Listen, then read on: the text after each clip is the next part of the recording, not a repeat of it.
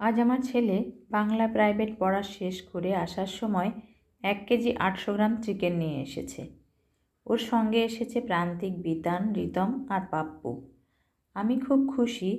ওরা বলল, আমরাই সব করে দেব কাকিমা, তুমি শুধু মাংসটা রান্না করে দাও। যেমন কথা তেমন কাজ। মাংস ধোয়া থেকে শুরু করে সমস্ত কিছুই ওরা গুছিয়ে দিয়েছে। এটা ভালো হয়েছে। অন্যদিকে তাকা। আমার পায়ের ছবি তুলে দিয়েছি। চলো যাচ্ছে না। বসে মাখতে কি করে শিখি।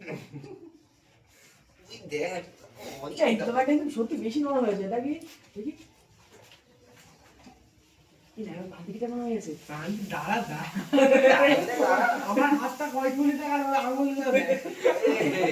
হবে না। আজকের চিকেন রান্নার রেসিপিটা আপনাদের সাথে শেয়ার করব। প্রথমে কড়াইতে তেল দিয়ে আলুগুলো ভেজে নেব। আলু ভাজার সময় সামান্য পরিমাণ হলুদ দিয়ে দিলাম। গ্যাসটাকে মিডিয়াম ফ্লেমে রেখে আলুগুলো লাল করে ভেজে নেব।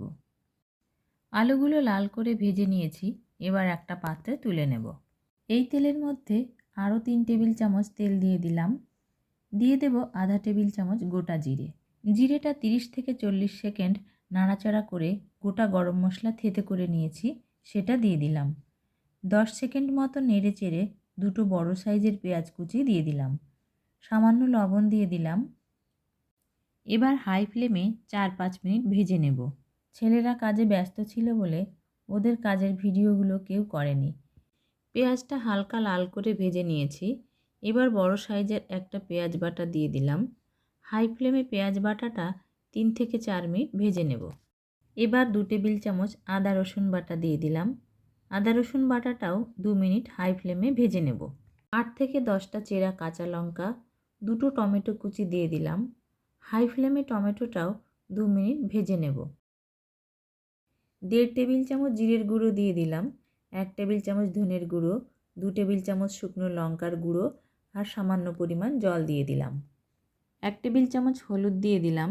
এবার হাই ফ্লেমে 2-3 মিনিট অনবরত নাড়াচাড়া করে মশলাটা ভালো করে কষিয়ে নেব।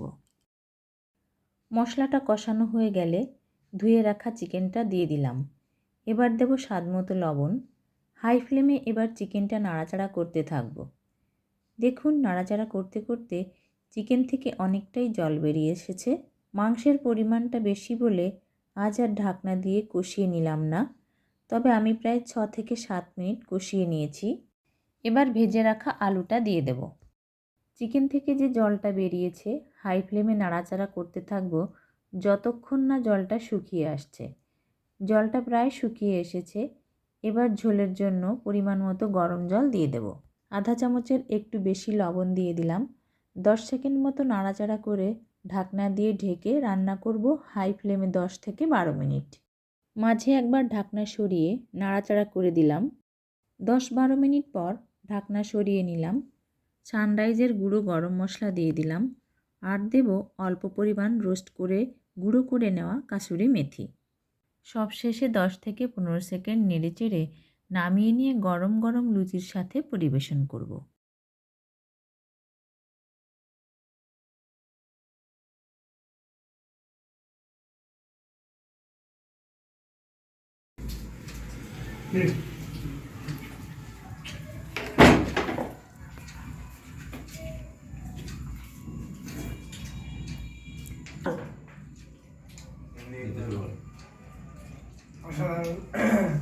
শুরু করার কিছু আছে? ভালো হয়েছে। একটু এরপর খুব ভালো, অসাধারণ স্যার, মানে বলা যাচ্ছে না।